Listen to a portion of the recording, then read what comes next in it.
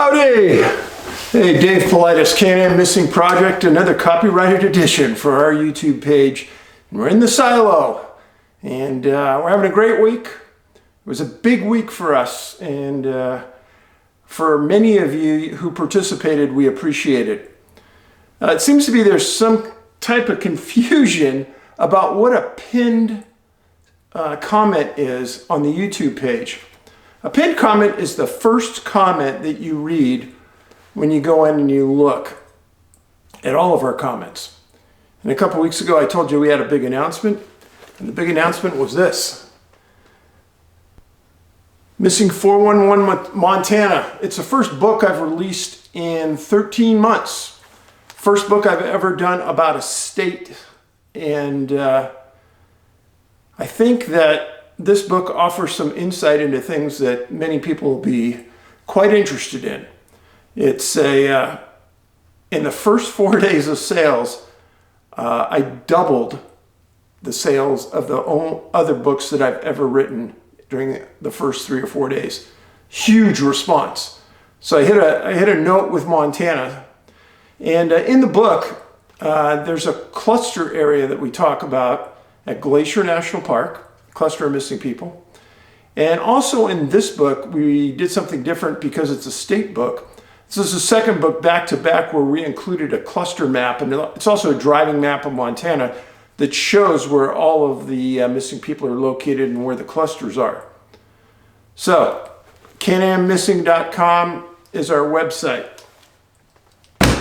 Get the book there.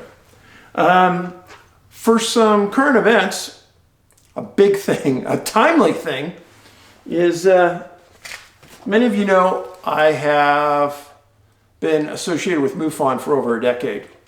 And this is their magazine this month.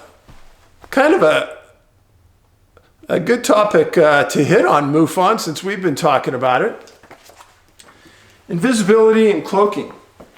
They talked about the Philadelphia experiment in here. And they talked about the bending of light. I would not suggest that anybody join MUFON if you're not really interested in science and the scientific aspects of the unusual. MUFON has many PhDs that work for him, and some of the articles in here get pretty technical, and they're fascinating.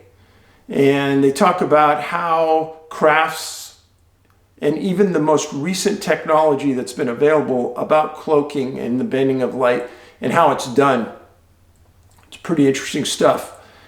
And many of their articles, in here they have monthly updates of current UFOs that are seen. They have lots of pictures, reports from different districts, etc.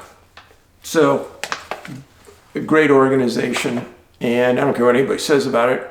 With any organization, there's going to be bad people, but I've been at many of their conferences. I've spoke at their national conference before, and everyone I've ever met has been stellar. There isn't a lot of the infighting in MUFON that you see in other crypto worlds. It's kind of a refreshing scenario. People are mainly interested in the science, and they're interested in facts. So thank you for that. Today we're going to talk about 4 cases. We're going to go deep on this. And we talked a lot about dropping in. People that appear to be dropped into the spot where they are found.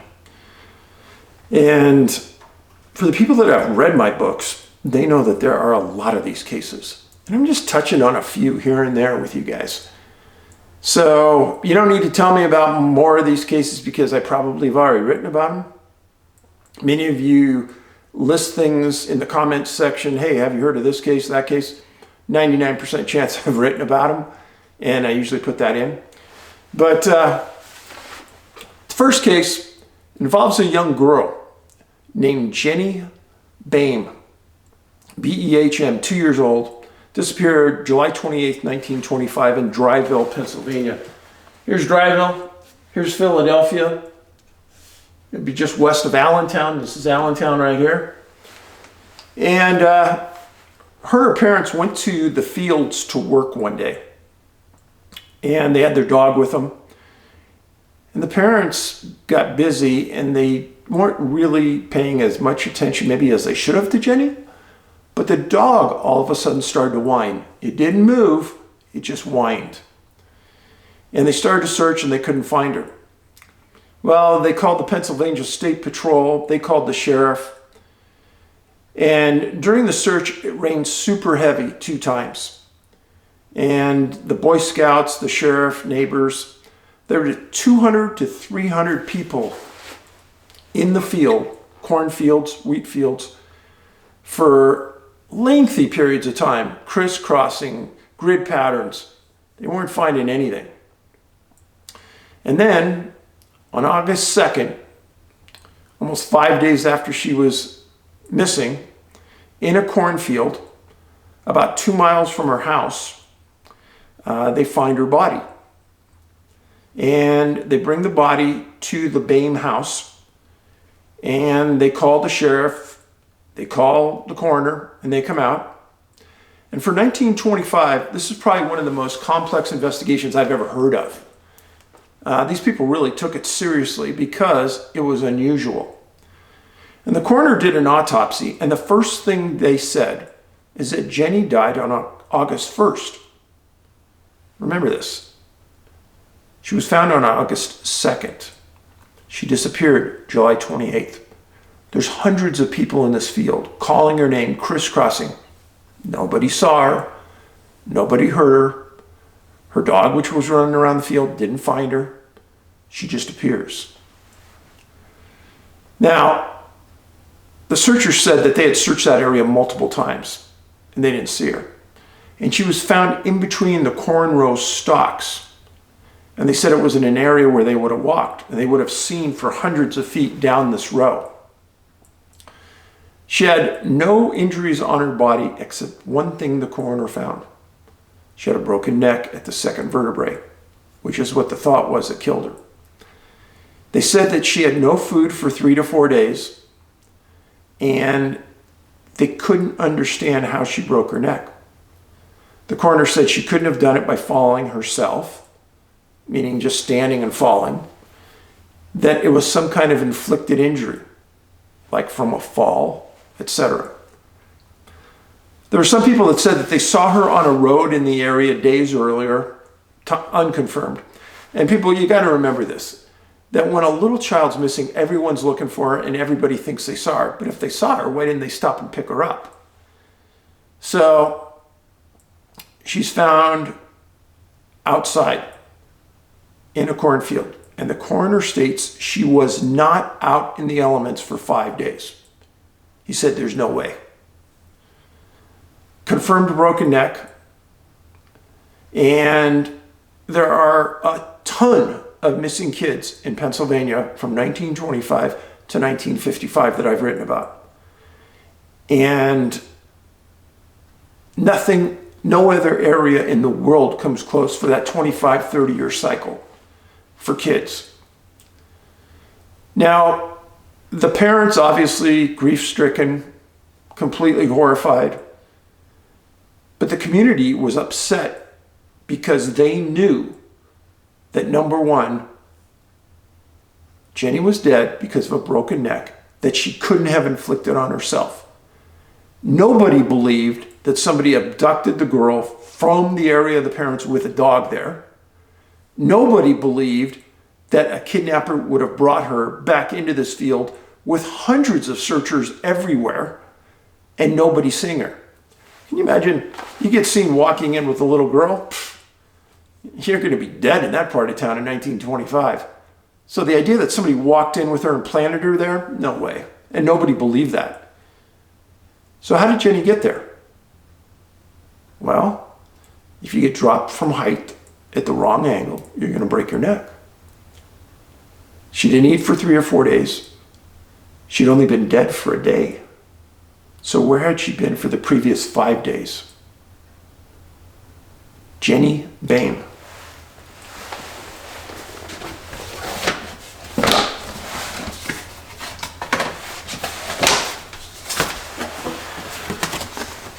This is an article from the time frame. That's what she looked like when she was really young.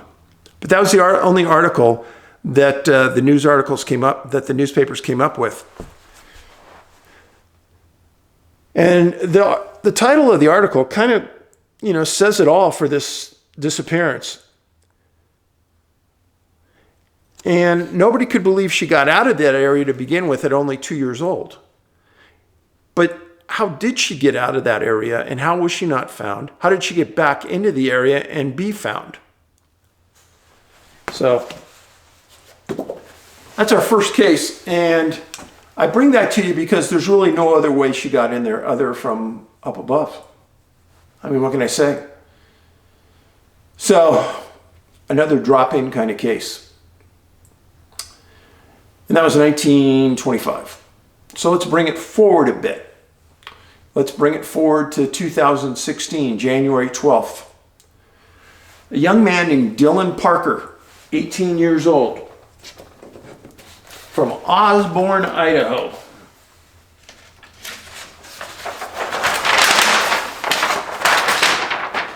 Here's Spokane. Here's Osborne. And there's Wallace, Idaho. It's an area where Dylan knew very well. He grew up there in the area. And on January 12th, he went to a party with some friends to meet him there. It's about 30 miles east of Coeur d'Alene. So he leaves the party a little early, walks down to a local gas station, calls his mom, and asks her to come out and pick him up. And she's driving towards the area, and he calls her again and says, "Mom, hurry, where are you?" And she can't tell what's wrong or what the issue is, but she's hurrying. It's about a mile from the gas station to the party. And when she arrives, Dylan's not there, which was unusual because he was a real reliable kid. Mom said he wouldn't have left. So on January 13th in the afternoon, she finally calls the sheriff and says, "My son's missing," and explains the circumstances.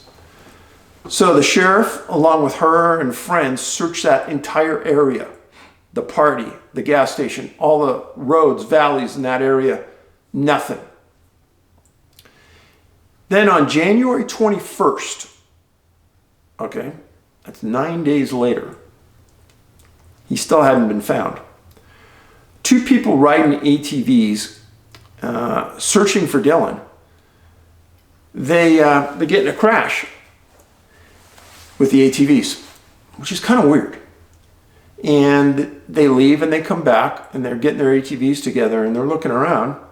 And down in a ravine, they see something unusual. And they go down there and it's a body. And it's Dylan. So they call the sheriff. The sheriff comes out and he can't believe what he sees. First of all, there's no tracks going to the body. There's no wheel marks. There's no footprints. There's nothing. And the sheriff looks, and Dylan doesn't have any shoes on. And that's weird. And then he looks, and the socks are clean. And Dylan had some scratches on his body like he came through some trees. So the assistant coroner for that area, Shoshone County, made a bunch of statements about this. And he said, "I'll go to my grave believing that boy did not get there on his own." That's what he said. And 9 days later, his body's all of a sudden found. How'd that happen? How did all the searchers miss this for 9 days? Why aren't there any tracks going to the body? So, the coroner also said that there were no scratches, injuries to his feet. They also said that it showed that he was inebriated. They never released the blood alcohol level, but they said he was inebriated, which matches all the cases I write about missing 411 as sobering coincidence. Sobering coincidence, they're found in water.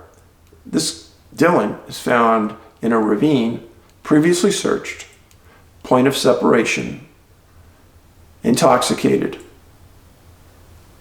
They said that he was missing shoes. They never mentioned if they found the shoes. And the coroner said he did not believe that Dylan walked to that spot or went into that spot and laid down and died. He said, I'll go to my grave saying that. But he doesn't say how he thought Dylan got there. And the case was never listed as a criminal element. So if it wasn't a crime, how did he get there? Dylan Parker, January 12, 2016, 18 years old. I'm sure his mom was crushed. And it bothers me immensely, these cases. Now, let's go to another case. You might see some similarities starting to expunge from these. Jacob Beatler, July 27, 2016, 20 years old, in the Ruby Mountains of Nevada. And he was raised in a place called Spring Creek, Nevada, not far from the Rubies. And he went to Spring Creek High School, played youth soccer. He worshiped at a place called the Mountain Bible College. I say this every time because I want people to understand when I do find religious affiliations with some of these people. You're interested? He was a bow hunter, played the piano. And on July 26th, he told his family he was going to go out and scout for the upcoming season, scout deer up in the Rubies. So he gets up super early on July 27th, and he takes off, parks, goes into the Ruby Mountains. Well, at 6 p.m., he still hadn't gotten home. Parents are getting worried. Early in the morning on July 28th, he still wasn't home, and the parents called the sheriff. Elko County Sheriff took over the search and rescue. Now, let me say, 3 times I called, wrote a certified letter to the Elko County Sheriff requesting the case file on this. 3 times, I never got a response. Tells you something. So, but the Elko Sheriffs threw a lot of resources at this. I'll give them that. The U.S. Navy, Department of Forestry, the National Guard flew up and down these mountains consistently. And Jacob had a cell phone. They tried to ping it. They didn't get a response. The U.S. Weather Service said that there were thunderstorms in the area at this time. A lot of people on the ground. Search and rescue was terminated August 4th. And during the search, they had multiple canines, bloodhounds, go up and down that area. They never picked up anything. And on August 14th, weeks after the initial event, some archery hunters were in there, and they found some of Jacob's belongings strewn along an area called Birch Creek. Now, this area of Birch Creek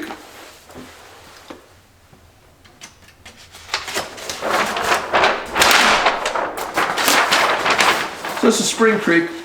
This is the Ruby Mountains. Now, where he's eventually, some of his things are found, are on the exact opposite side of the Rubies of where the sheriff found somebody who actually saw Jacob the day he disappeared on the trail. And so he's found almost 20 miles away from where he was last seen. And folks, nobody hikes 20 miles in one day in one direction when they know they're going to be back that night. You know why? Because they got to walk 20 miles back the other way. Nobody does that. So the question is, how did he get there? Now what they find is they find a 200-foot fall, they claim, from where he would have been hiking. And he fell down the cliff, and the coroner said he didn't have any injuries. And they said he just laid down and died.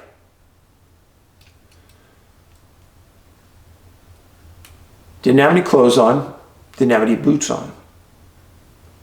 And they said he died of hypothermia. So friends, let me tell you something.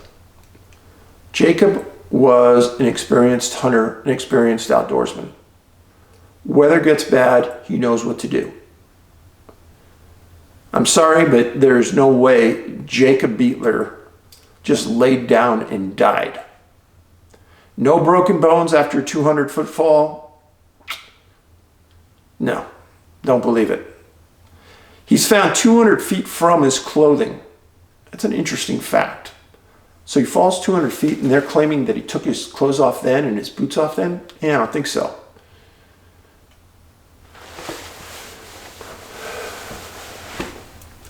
These cases bother me a lot. And they bother me because I know the parents really don't understand what I'm telling you. And the Beatlers are outstanding people. And they probably are dumbfounded by what happened to their son. And they don't know that these other things have happened to other people under very similar circumstances. And some people are giving them false information about what really happened. So, Jacob Beatler found no clothes, no boots, died of hypothermia supposedly, knew the area like you know your backyard, and just laid down and died supposedly. Baloney. Now, there's another case. So you kind of get the theme here. So Dylan's found without his boots. No damage, no dirty socks, no damage to his feet. Jacob's found essentially naked. And I've talked to you about this case before, but I'm going to put it in here because I want to make it clear. And that's Jelani Brinson, April 17th, 2009. A young black man, 24 years old, from Anoka, Minnesota, just north of Minneapolis, right on the Mississippi River. Told you guys this many times. The Mississippi has a bad history of missing people. And I wrote extensively about it in Sobering Coincidence, but there's more. So Jelani was a Division II soccer All-American player when he was in college. His mother was an emergency room physician, and he was working in the area of Anoka, and some of the ex-employees that he had worked with were having a party at a house. And he got invited, and he showed up. And at about 10 o'clock that night, he told his friends, hey, I'm just going to step out on the porch and have a smoke. No big deal, everyone was doing it. He steps outside on April 17th, 2009, and he disappears. Gone. Now, it was raining. There was a lot of rough weather during this period of time, and there was a giant search. Now, right near this house was Greenhaven Golf Course. And between the house and the golf course pond was 1,500 feet. The search produced Jelani's shoes strewn along 2 different yards between the house and the golf course pond. Really, it was the beginning of the golf course. And the golf course was really muddy because of the rain. So on July 25th, an employee of the golf course doing his work, he looks in the pond and he says, I think I see a body there. Calls the sheriff. The sheriff comes out. And they pull the body out, and it's Jelani, deceased. And the coroner makes a determination that there was no violence on the body. Obviously, Jelani didn't have any shoes on because they already found those. But the detective was smart. Same in Dylan Parker's case. He said, wow, there's mud all the way around this pond. Yet Jelani's socks are completely clean. How's that possible? And they kept looking. Well, the coroner gets the case, and folks, they can't determine the cause of death. And I admire the coroner for admitting this, Because in too many cases, the coroners are saying it's A, and in reality, it's not. So Jelani's gone for almost 8 days, and nobody knows where he'd been. So how and where are these bodies going somewhere? Who has them, and what's going on? Now, there's a pretty good video online about Jelani's case, and it was 10 years after the body. You can look for it. 10 years after Jelani Brinson disappears, mystery still surrounds the case. And an Anoka County Sheriff, a female, has this incident. And she says it's now classified as a murder. Well, it should be. And the problem with a murder case when you don't know the cause of death is trying to prove how the suspect killed him, which is a tough one, because a lot of the cases I talk about, there is no cause of death. In a lot of cases I write about, hypothermia may be the cause of death, but to think that the person laid down and died without a fight doesn't make a lot of sense. And it goes back to that GHB factor that I talked about in several of my books. If you give people high levels of GHB, they'll lay down, they'll know they're alive, but they won't be able to move. And so in reality, GHB killed them because it paralyzed them, and they were out in the elements and they froze to death. Or they were put in water and they drowned because they couldn't move. The sheriff in the Jelani Brinson case, I know better than to go give my opinion to sheriffs and cops. Being one for a number of years, many of them think they already have all the answers, and so I'm not going to reach out. But in a little jurisdiction like Anoka, Minnesota, I'm sure this deputy is just overwhelmed with the case. And they're looking at it from a local level, and they're thinking of it for a local suspect. But if you understand that there's hundreds of these same kind of cases throughout North America, including Canada, where there is no cause of death, and this person had clean socks, how did they get there? Well, maybe if you looked at it from a national level rather than a local level, and you teamed together with deputies and policemen from other jurisdictions, developed a task force to try to look at this from a scientific level. Maybe understand what was in the person's stomach and compare that to the stomach contents of the other individuals. How long have they been gone? Person's been gone 8 days, let's just say, and the coroner determines they died 2 days earlier. That's a problem. Where were they during those days? And in these cases that I'm talking to you about, that is an issue. So,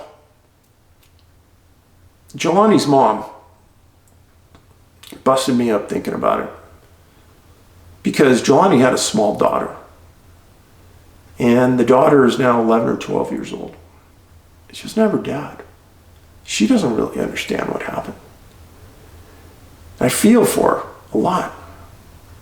And the mom, because they don't understand. Now Jelani's mom is a woman of science. She's a physician. I'm sure she spoke to this coroner many times about the confusion surrounding an unknown cause of death. That is not normal, folks. But again, as I've told you, there have been coroners that have contacted me who have watched my videos and have said, Dave, we have the same problem in our jurisdiction. And we understand that something's wrong. We're not figuring it out. We don't know if it's otherworldly or what is causing this, but something is causing people, mainly men, to drop dead without us understanding why.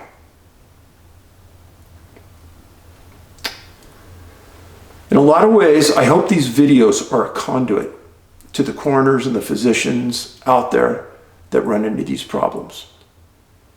I hope you would reach out to the other jurisdictions, Anoka County Sheriff in Minnesota, the Shoshone County Sheriff in Idaho on Dylan Parker, and the Jacob Beatler case, Elko County Sheriff. And talk. Get a task force going. Talk about this. Understand it. If you guys want one of the sheriffs want a book about it that I've written, I had to send you one. But something needs to be done. I hope my minuscule little task here of keeping you guys informed and telling you what's happening will wake people up to understand that something very, very strange is happening. And I'm not making any hypothesis because I don't know. I'm just laying out the facts. Thank you very much for being my friend, watching my videos, and understand that there's 65 now plus videos I've made about these type of cases right here on our website. CanAmMissing.com is our website for missing people. Can-Am Missing that you're watching right here on our website has all of the videos. So I hope you have a good week. I'll see you next weekend.